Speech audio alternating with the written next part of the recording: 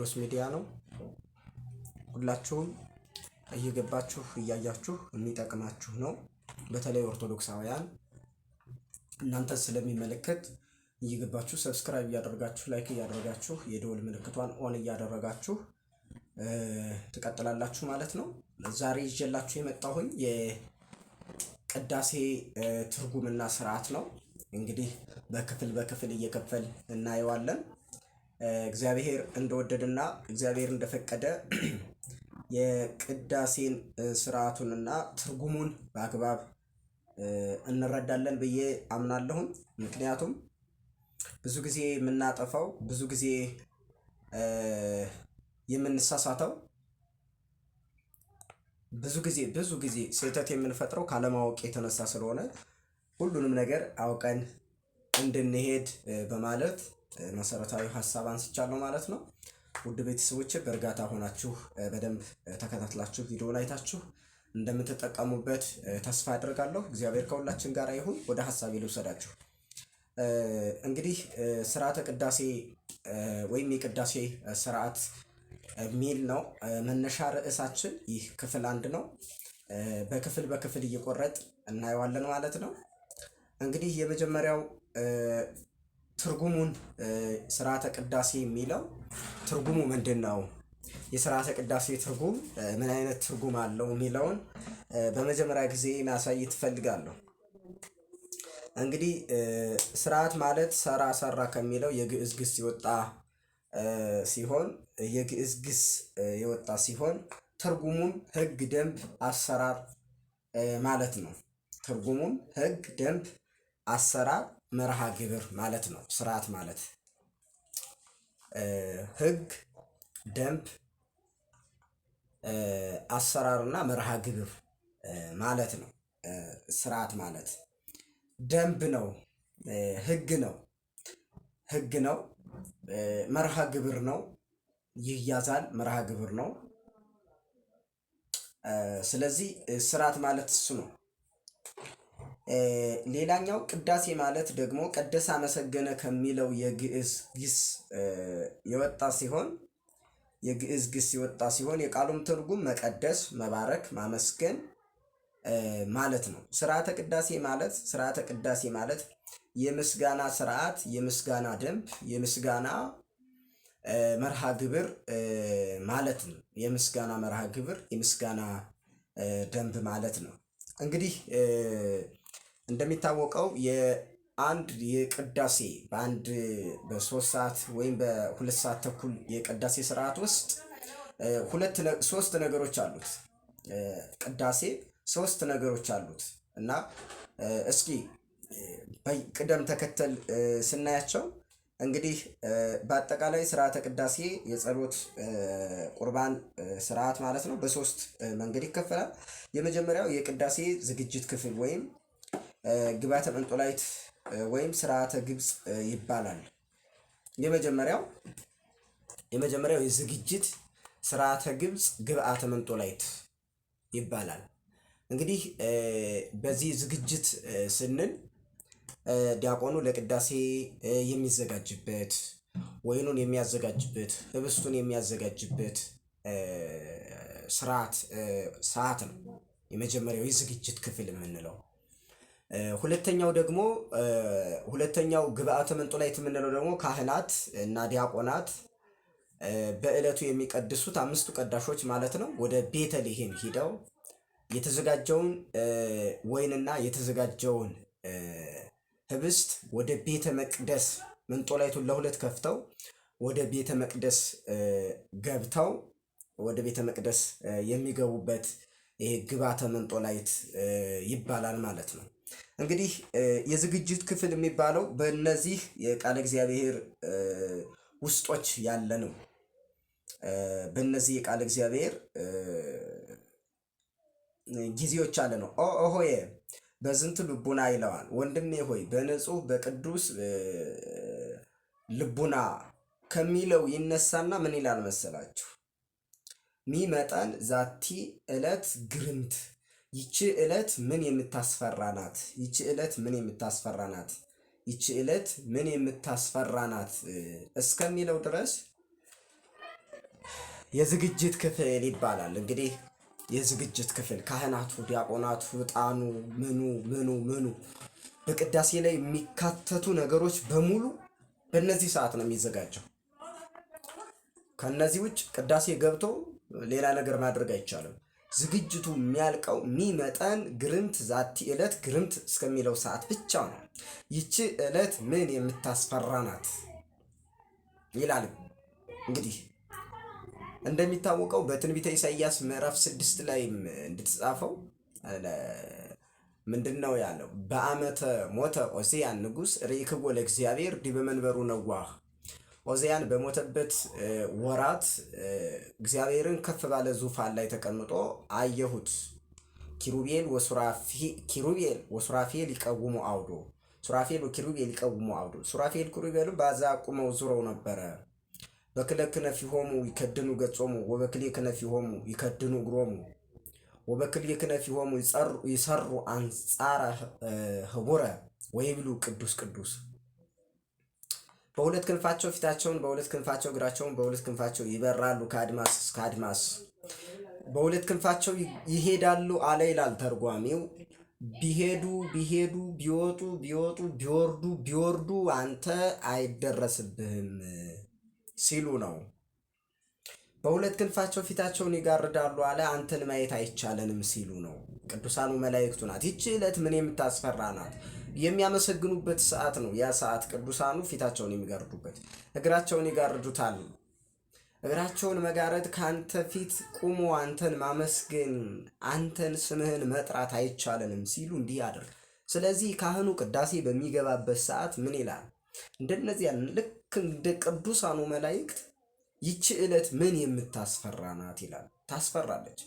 ከእግዚአብሔር ፊት መቆም ከመለኮታዊ ባህሪው ዘንድ መጠጋት እጅግ የሚያስፈራ ነው እና ይቺ ዕለት ምን የምታስፈራ ናት እስከሚለው ድረስ የዝግጅት ክፍል ይባላል ማለት ነው። ሁለተኛው የትምህርተ ወንጌል ክፍል ነው። እንደሚታወቀው በዚህ በሁለተኛው ክፍል ላይ ምን አለ መሰላችሁ? እናንተም እንደምታውቁት ብዙ ጊዜ ወንጌል ይነበባል። እንግዲህ ነቢያት ትንቢት የተናገሩበት ክርስቶስ የተናገረው ያስተማረው 3 ዓመት 33 ዓመት ከ3 ወር ወይም 3 ዓመት ከ3 ወር በዚህ ምድር ላይ ያስተማረው ትምህርት በአጠቃላይ ወንጌል ይባላል። ወይም ሐዲስ ኪዳን 4 ወንጌላውያን ይነበባሉ። መልእክታት ይነበባል። የጳውሎስ፣ የጴጥሮስ፣ የያዕቆብ፣ የዮሐንስ ወንጌላዊ እነዚህ መልእክታት ይነበባሉ። የምን ክፍል ይባላል? የትምህርት ክፍል። ወንጌል ምንድነው? ትምህርት ነው። ወንጌል ምንድነው? ብስራት ነው።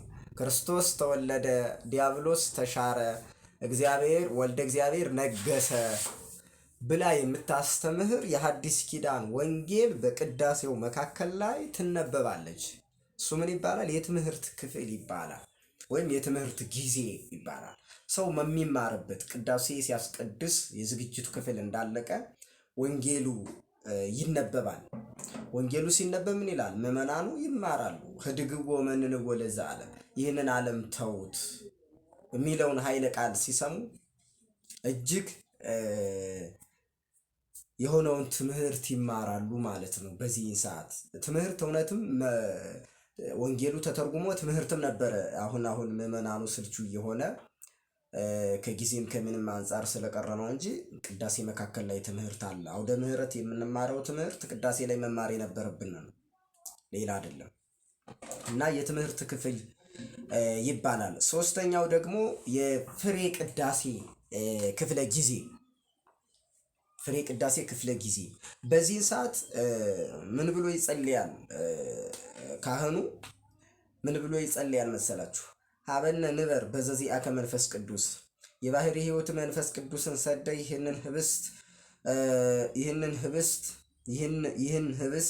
ይህን ወይን ለውጠህ ነፍስ የተለየው መለኮት የተዋሃደው ትኩስ ስጋህና ደምህን አድርገህ ከአንተ ጋር አንድ እንሆን ዘንድ አድለን ብሎ ይጸልያል ማለት ነው ካህኑ። በዚህ ሰዓት ሀበነ ንበር ብሎ ሲጸልይ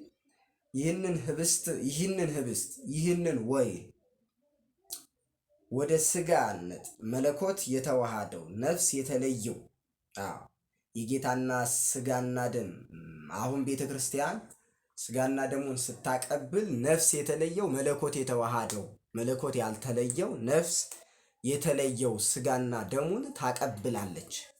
ስለዚህ ምን ይላል ሊቀ ካህኑ በዚህ በፍሬው ቅዳሴ ሰዓት ላይ ነፍስ የተለየው መለኮት የተዋሃደው ስጋህና ደምህን ምን በልልን አድርግልን። ማንን ሰደህ? መንፈስ ቅዱስን ሰደህ ብሎ ይጸልያል ማለት ነው። ብሎ ይጸልያል ማን? ካህኑ። ሌላው የምናየው ስርዓተ ቅዳሴ በሁለተኛ ይዘት ውስጥ ስርዓተ ቅዳሴ ማን ጀመረው? ቅዳሴ በማን ጊዜ ተጀመረ የሚለውን አይተን ከዛ እንግዲህ ጊዜ ካለን እንቀጥላለን ማለት ነው። ስርዓተ ቅዳሴ ጸሎተ ቁርባን የመሰረተው የመጀመሪያው ሊቀ ካህናት ኢየሱስ ክርስቶስ ነው። መድኃኒታችን ኢየሱስ ክርስቶስ ሐሙስ ማታ በብሉይ ኪዳኑ ስርዓት ከደቀ መዛሙርቱ ጋር በበዓለ ፋሲካው ማዕድ ተቀምጦ በግአ ፋሲካውን ከተመገቡ በኋላ ለደቀ መዛሙርቱ ምን አላቸው? ስለ እናንተ ለብዙዎች ቤዛ የሚፈተት ይህ የሚሰጥ ስጋዬ ይህ ነው፣ እንኩ ብሉ ብሎ ቅዱስ ስጋውን እንዲሁም ጽዋውን አንስቶ አመስግኖ አክብሮ ስለ እናንተ ስለ ዓለም ሁሉ የሚፈሰው ሐዲስ ስርዓት ሆኖ የሚሰጠው ደሜ ይህ ነው ብሎ ክቡር ደሙን በለጋስነቱ ሰጧቸው። እንዲሁም አድርጉ ብሎ ስርዓተ ቅዳሴውን መሰረተ። እናንተም እንዲሁ አድርጉ። እግር አጥቦ ምን ይላል? እጠቡ። ጾሞ ምን ይላል? ጾሙ ይላል። ባርኮ ምን ይላል? ባርኩ። ተሰዶ ምን ይላል? ተሰደዱ። ሁሉም ነገር ባርኮ ጀምሮ ምን አለ? እናንተም እንዲሁ ከመዝ ግበሩ ነው የሚለው። እንዲሁ አድርጉ። ከመዝ ግበሩ ለቢጽክሙ፣ እናንተም እንዲሁ ምን በሉ ይላል? አድርጉ ይላቸዋል ማለት ነው። አድርጉና ስርዓተ ቅዳሴውን የመሰረተው መድኃኔዓለም ኢየሱስ ክርስቶስ በዕለተ ሐሙስ ነው። ይህ ስለ እናንተ ስለ ዓለሙ ለቤዛ ብዙሃን ነክ የሚቆረስ ስጋዬ የሚፈስ ደሜ ነው ብሎ ሰጧቸዋል ማለት ነው። ስርዓቱንም በተግባርና በትምህርት አስተማራቸው።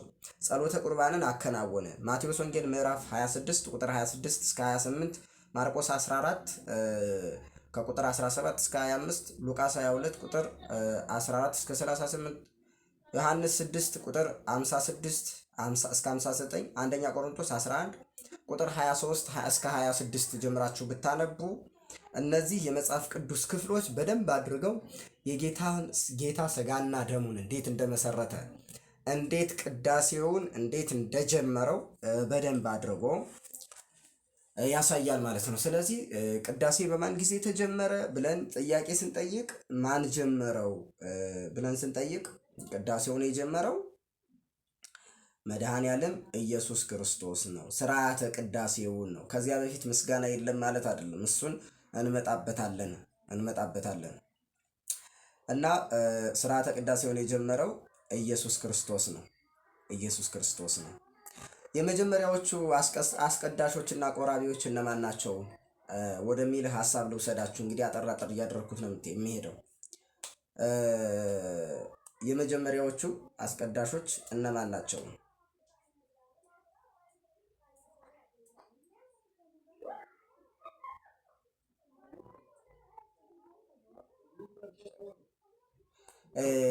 በዚሁ አጋጣሚ ግን መያዝ ያለባችሁ እንደ ዛሬው ቅደም ተከተል፣ እንደ ዛሬው ዑደት፣ እንደ ዛሬው የመልእክት አነባበብ፣ እንደ ዛሬው የተራዳኢው ካህንና የስራዩ ካህን እንዲሁም የዲያቆኑ ልዩ ስርዓቶች አሉና ይህንን የሰራው ቅዱስ ባስልዮስ ነው። ጌታችን ኢየሱስ ክርስቶስ ስርዓተ ቅዳሴውን መስርቶ ብቻ ነው ያሳየው። በኋላ የተነሱ ሊቃውንት ወይም ከሊቃውንቱ መካከል ከ318ቱ ሊቃውንት አንዱ ቅዱስ ባስልዮስ ነው። እንግዲህ በደንብ አድርጎ ስርዓቱን የሰራው ማለት ነው።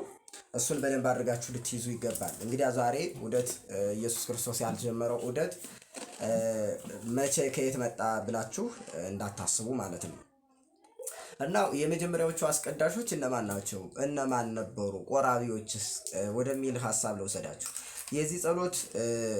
የዚህ ጸሎተ ቅዳሴ ስርዓተ ጸሎተ ቁርባን የመጀመሪያዎቹ አስቀዳሾች ቆራቢዎች የነበሩት ቅዱሳን ሐዋርያት ነበሩ። የመጀመሪያዎቹ ቆራቢዎች አስቀዳሾች እነማን ነበሩ? ቅዱሳን ሐዋርያት ነበሩ።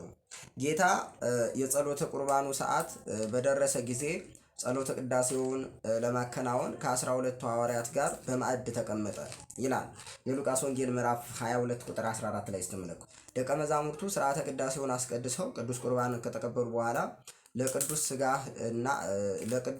ስጋህ እና ለክቡር ደምህ ስላበቃህን ክብር ምስጋና ይገባሃል ብለው አመሰገኑ። ካመሰገኑ ከዘመሩ በኋላ ነአኩተከ በፍቁር ወልድከ ብለው አመስግነዋል። ለክቡር ስጋህ ለቅዱስ ደምህ አበቃህን ብለው ደብረ ዘይት ወጡ። ካመሰገኑት በኋላ ለስጋና ለደምህ እንኳን አደረስከን እንኳን አበቃህን ብለው በደስተኝነት ከዘመሩ ካመሰገኑ በኋላ ወደ ደብረ ዘይት ወጡ። የማቴዎስ ወንጌል ምዕራፍ 26 ቁጥር 30 ላይ ስታነቡ በደንብ ታገኙታላችሁ። በዛሬው ቅድስት ቤተክርስቲያን ለጸሎተ ቅዳሴ የምንሰበሰበው ከዚሁ ተነስተን ስለሆነ በጸሎተ ቁርባኑ እናመሰግነዋለን። ቅዱስ ስጋህና ክቡር ደምህን ለመብላትና ለመጠጣት በቸርነት ስላበቃህን ብለን እናከብረዋለን፣ እናገድነዋለን። ለክቡር ስጋውና ለክቡር ደሙ መብቃት እጅግ መታደል ስለሆነ ማለት ነው። እጅግም መመረጥ ስለሆነ ለዚህ አበቃህን፣ ምስጋና ላንተ ምን ይላል ይገባሃል ብለን ከምስጋና በላይ የሆነውን ምስጋና እናመሰግነዋለን ማለት ነው። ስለዚህም ነው ለስጋው ወደሙ የበቁና የተዘጋጁ ቅዱስ ቁርባኑ በሚቀበሉበት ሰዓት እስመ ኃያል አንተ እኩት ወስቡህ ወለከ ስብሐት ለዓለም ዓለም። ቅዱስ ስጋህና ክቡር ደምህን ቆርሰህ ገምሰህ የዘላለም ሕይወትን እናገኝ ዘንድ እንኩ ብሎ ጠጡ እንኩ ብሉ ጠጡ ብለህ በለጋስነት የሰጠህን አንተ ኃያል ነህና ገናና ነህና ክብር መባል ምስጉን መባል ይገባሃል እያል የምንዘምረው ይህም ዝማሬ ያን ጊዜ ሐዋርያት ቅዱስ ቁርባኑን ከተቀበሉ በኋላ ደቀ መዛሙርቱ የዘመሩት ምንድን ነው? ዝማሬ ነው። የዘመሩት ዝማሬ ነው ማለት ነው። እና ቅዱስ ቁርባን የመጀመሪያዎቹ ቅዱስ ቁርባን ተቀባዮች እና አስቀዳሾች ምዕመናን እነማን ነበሩ? ሐዋርያት ነበሩ ማለት ነው። እንግዲህ ከዚህ ግንዛቤ እንደምታገኙ እንደምትገነዘቡ ውድ የሚዲያችን ቤተሰቦች ተስፋ እናደርጋለን። እግዚአብሔር ከሁላችን ጋር ይሁን። በሚቀጥለው ርዕስ የስርዓቱ ዋና ዓላማ ምንድን ነው በሚል መነሻነት እንቀጥላለን። በሚመጣው ቪዲዮ ይህንን ቪዲዮ እንዳልኳችሁ ሼር፣ ሰብስክራይብ እያደረጋችሁ ላይክ እያደረጋችሁ ኮሜንት እየጻፋችሁ ቃለ እግዚአብሔርን እንድትጠቀሙ በእግዚአብሔር ስም እንጠይቃለን። እግዚአብሔር ከሁላችን ጋር ይሁን። ዘመናችንን ይባርክልን።